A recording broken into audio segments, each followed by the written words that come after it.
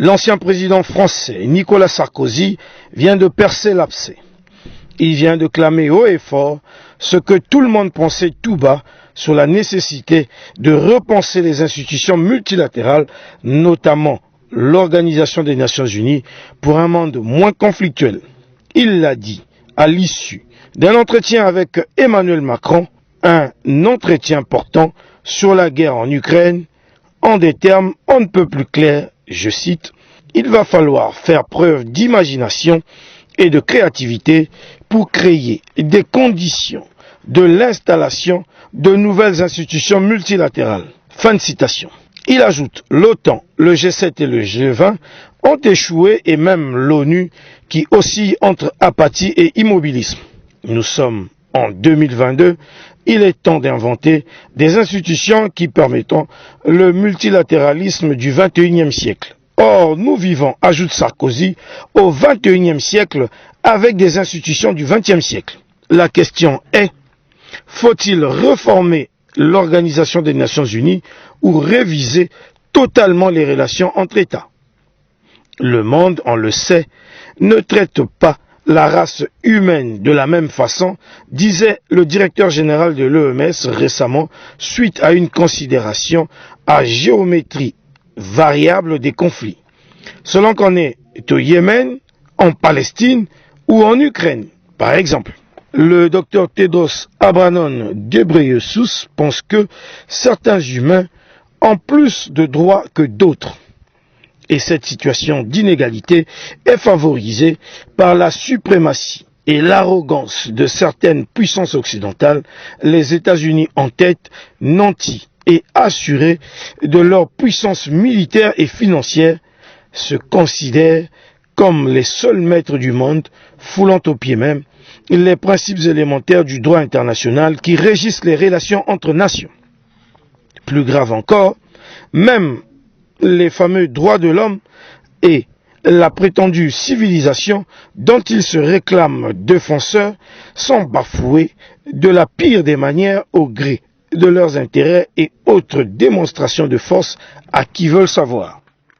Les États-Unis instaurent ainsi un climat de tension permanente dans le monde de par leur façon de faire, au point que la Chine de Xi Jinping ne s'est pas retenue pour dénoncer avec véhémence leur attitude condamnable de la manière suivante, je cite, « Les États-Unis prétendent maintenir le rôle central de la Charte des Nations Unies, mais ils font le contraire.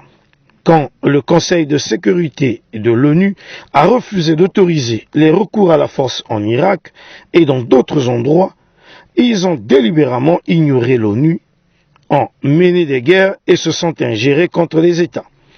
Ils prétendent respecter les droits de l'homme, mais les guerres qu'ils ont lancées dans les pays comme l'Afghanistan et l'Irak ont tué plus de 300 000 civils et personne n'est tenu pour responsable de crimes contre l'humanité. Ils ont même osé annoncer des sanctions contre la Cour pénale internationale qui enquêterait sur ces crimes. Ils disent s'opposer à la coercition économique, mais ce sont eux justement qui ont lancé la diplomatie coercitive et qui excellent dans l'art de contraindre les pays, qu'ils soient amis ou ennemis. Fin de citation. La Chine va jusqu'à les comparer au diable avec qui il ne faut pas pactiser. Si tel est le cas, comment avoir la paix dans le monde? Si l'on y ajoute le soutien de l'Europe occidentale, du Japon et de quelques alliés stratégiques aux USA comme la Corée du Sud, la paix du monde est plus que menacée.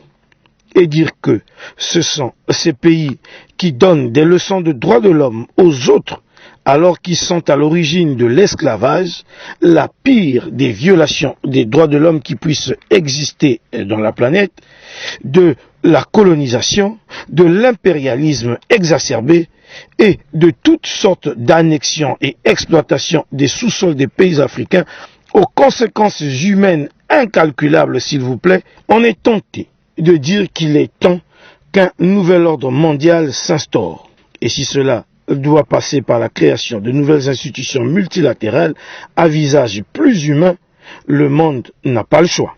Mais quoi que l'on dise, le capitalisme et son appétit vorace manifesté à travers l'ultralibéralisme et la finance qui se nourrissent de l'exploitation des peuples et leurs ressources naturelles, tout en contraignant l'humanité à une consommation sauvage sans fin pour subsister, ce capitalisme-là, tant qu'il sera le fondement même du monde occidental, la planète ne sera jamais en paix. Ajoutez à cela le suprémacisme de la race blanche, même avec une nouvelle organisation des Nations Unies, la planète n'est pas sortie de l'ornière. Qui vivra, verra.